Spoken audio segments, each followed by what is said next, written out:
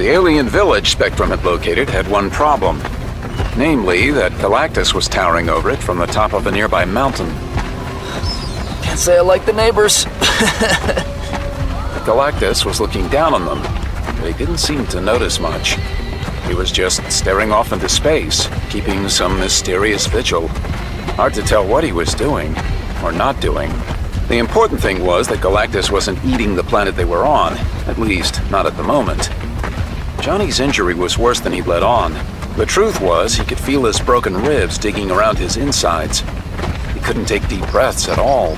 His arm was probably broken too. If they didn't find some kind of doctor at this village, Johnny had a feeling he wouldn't be worrying about the Beyonder problem for much longer, and he sure wouldn't be any good in a fight. When the heroes reached the village outskirts, they halted as dozens of aliens came running out to meet them. A fierce argument between residents broke out immediately. It wasn't hard to guess the topic.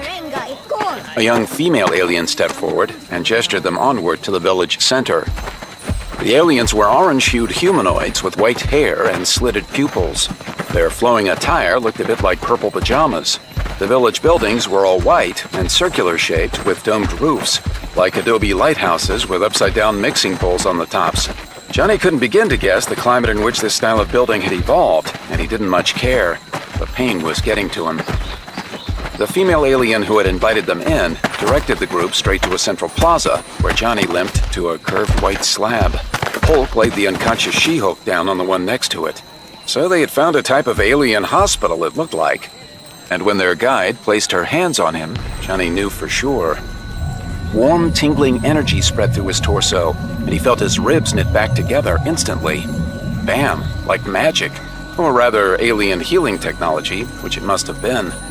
Another touch from her hands set his arm right again. The alien healer murmured something to him then. Same to you, gorgeous. She was gorgeous too, Johnny now noticed. Silver-haired and cat-eyed. I think I'm in love. Stay classy, Torch. I'm serious, man. Johnny sat up to watch her walk over to put her healing touch on She-Hulk and the rest of his injured teammates. Her impression lingered in his thoughts with the afterglow of her healing warmth, like she'd done something to his mind as well as his body. Suddenly, the whole situation, the trip to another galaxy, the Beyonder's strange decree, almost being crushed by a mountain, seemed worth the danger. Johnny knew he had a reputation as a ladies' man, and he'd earned it. But this was different. This wasn't casual. His feelings were real. He wasn't used to experiencing such raw emotion. Hey. He didn't know exactly how he planned to follow up, since they didn't speak a common language. He couldn't help himself. He had to talk to the healer. Needed her to glance back at him.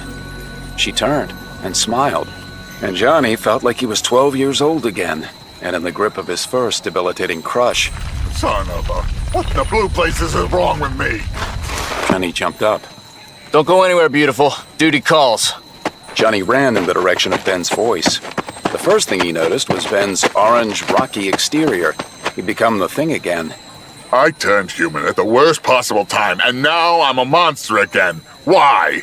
Next to him, Reed looked confused.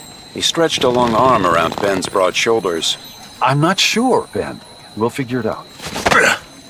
Ben shrugged Reed off and went stomping away deeper into the village. Johnny watched him go.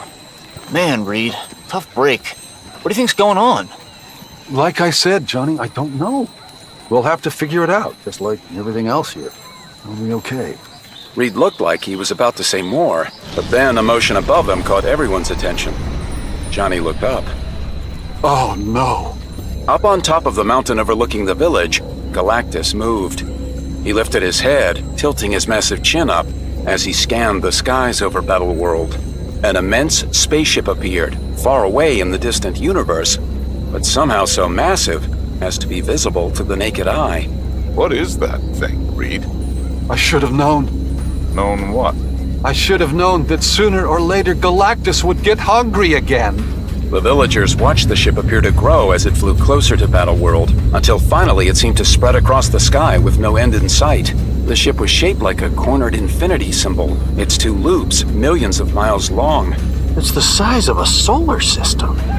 The villagers looked to Reed and the others for a signal, probably thinking that the heroes had somehow caused the change in the giant on the mountaintop. The healer stood apart, her eyes wide with terror. Johnny tried to reassure her. I know you don't understand what I'm saying, but don't worry, pretty lady. We'll be all right.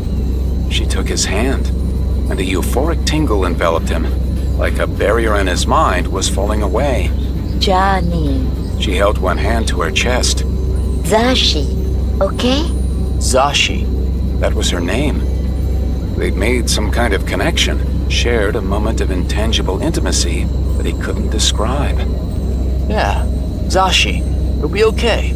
We'll make sure of it. Will we? How exactly do we plan to do that? Galactus might help us on that front. That ship is his home. We don't know why he brought it here. Perhaps he called it here to challenge the Beyonder. If that were the case, Johnny felt a bit better about their chances. At least it implied that the rest of the universe was still out there, since the ship still existed. And if Galactus could call it to him, that meant his powers were undiminished. He might not match the Beyonders, but the Fantastic Four had learned a long time ago never to underestimate Galactus as an enemy. Perhaps the Beyonder was about to learn the same lesson. At least the Human Torch hoped so.